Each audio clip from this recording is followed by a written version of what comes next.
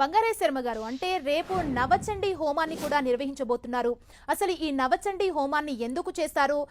దీని ఫలితం ఏ విధంగా ఉంటుంది? నవచండీ హోమం ఫలితం మా నవచండీ చేయడం వల్ల అందరికీ సుష్టుగా అన్నము గాని, కరువు గాని, కష్టాలు గాని ఇవన్నీ కూడా దూరం అవుతాయి.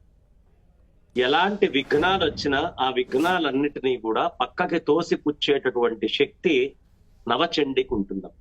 అంటే అవతల నుంచి మనకి ఏవైనా ఇబ్బందులు వస్తున్నప్పుడు ఆ ఇబ్బందులు చాలా బలీయంగా, చాలా శక్తివంతంగా ఉండి మానవ మాత్రమైన శక్తితోటి వాటిని ఎదుర్కోలేనప్పుడు ఎవరయ్యా శరణ్యము అంటే చండీ అమ్మవారిని గనక ఆశ్రయించినట్లయితే ఆ అమ్మవారు సకలమైనటువంటి శ్రేయస్సుల్ని, సకలమైనటువంటి శుభాలని అందిస్తుంది అని సనాతన వైదిక ధర్మం చెప్తాం.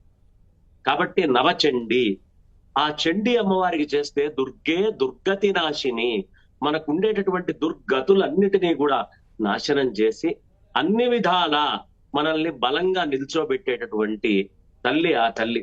అందుకనే కేసీఆర్ గారు ప్రధానంగా ఇప్పుడు కాదమ్మా, 2000 సంవత్సరం నుంచి కూడా వారికి చండీ యాగాలు అంటే విశేషమైనటువంటి ప్రీతి. ఎప్పటికప్పుడు ఆయనకు వచ్చినటువంటి ఇబ్బందులన్నీ కూడా నాకు తెలిసి చండీ యాగము చేసుకుంటూ అనన్య సామాన్యంగా చేయటం వల్ల తగ్గుతూ పోయినాయి.